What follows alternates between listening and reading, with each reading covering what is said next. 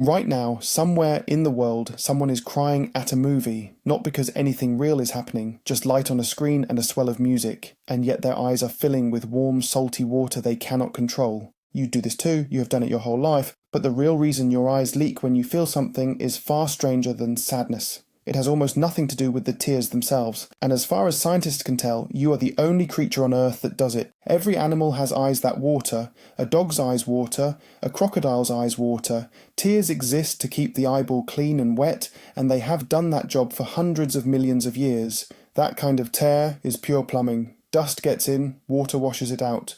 But your tears come in 3 different kinds, and only one of them is a mystery. The first kind is called basal tears.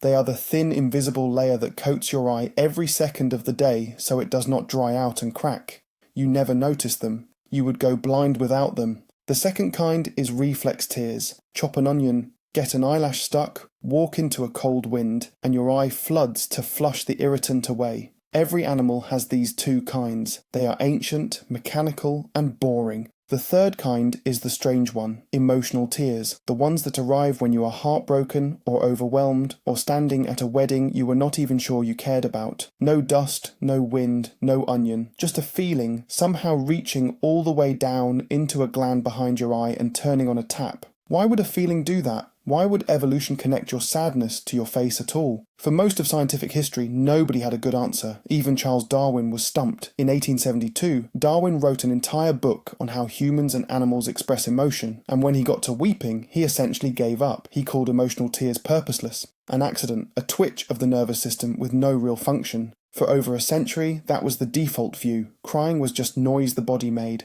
Then researchers started actually looking at the water. In the 1980s, a biochemist named William Frey did something nobody had bothered to do. He collected tears, emotional tears from people watching sad films, and reflex tears from people slicing onions, and he compared what was inside them. What he found was that emotional tears were chemically different. They carried more protein. They carried more stress hormones, including one linked to the body's fight or flight response. Frey proposed a bold idea. Maybe crying is a way of physically flushing stress chemicals out of your body. Maybe when you cry, you are literally excreting the biochemical residue of your own emotion. It is a beautiful theory. It is also still argued over today because the amounts are tiny and hard to prove. But it cracked the door open. It suggested tears were not noise. They were doing something. And then the science took a sharp turn. Because the deeper researchers looked, the more they realized the real purpose of crying might not be inside the tears at all. It might be in who is watching them fall. This is where a psychologist named Ad Vingerhoets comes in. Working out of Tilburg University in the Netherlands, Vingerhoets has spent decades as the world's leading researcher on human crying, and his conclusion flips the whole thing around.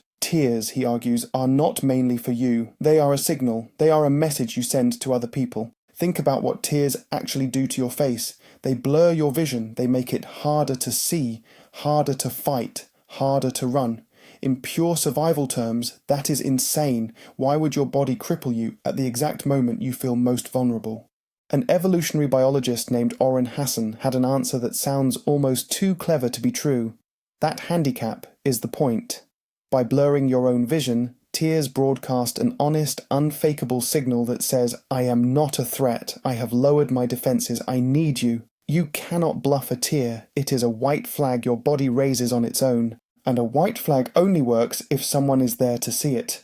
That is the real key. Human babies are born more helpless than almost any animal on the planet. A baby deer walks within an hour. A human baby cannot lift its own head. For years, a human child survives entirely on the willingness of bigger humans to care for it. And a baby has almost no way to say, I am in pain, I am hungry, come back, except one. It can cry. Tears, and the sounds that come with them, may be one of the very first social technologies our species ever evolved. Not a tool made of stone. A tool made of water and sound, designed to reach across a distance and grab another person by the heart. There is a physical clue that this signal was built to be seen. Look closely at a human eye, and you notice something almost no other animal has. A wide band of white all around the coloured part. Most animals have dark eyes where the white barely shows, which hides where they are looking. Your bright white sclera does the opposite. It puts your gaze, and anything welling up in it, on full display. A tear sliding down a human face catches the light and announces itself. Evolution did not just give you tears,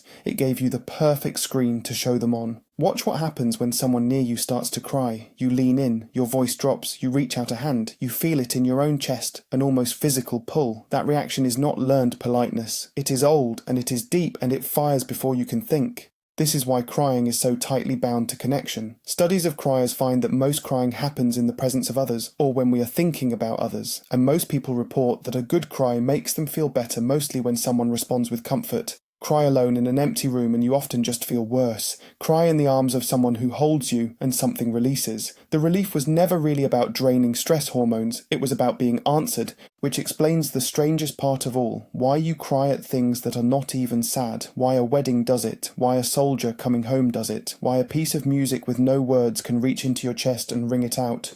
Vingerhoets calls these tears of being moved. They tend to arrive at moments of overwhelming meaning, connection, beauty, reunion, awe. Your emotional system does not draw a clean line between joy and grief. It reacts to intensity, to the feeling of something too big to hold inside. And when the pressure gets high enough, your body reaches for the oldest release valve it has, the one that says to everyone around you, "This matters. I am not okay. I am feeling something enormous, and I want you to feel it with me." That is what makes human crying unique. Not the salt, not the water, the meaning. Somewhere in our evolution, a simple system for cleaning the eye got wired directly into the part of us that loves and grieves and belongs. Tears became a bridge between one private inner world and another. Other animals suffer. Other animals grieve in their own ways. But as far as we can tell, no other animal weeps. No dog cries at a sunset. No crocodile sheds a real tear of sorrow, despite the old phrase. That trick, turning a drop of water into a message that says everything a voice cannot, seems to belong to you alone. So the next time your eyes sting in a dark theatre over people who do not exist, do not be embarrassed. You are not malfunctioning. You are running one of the oldest and most human programs there is.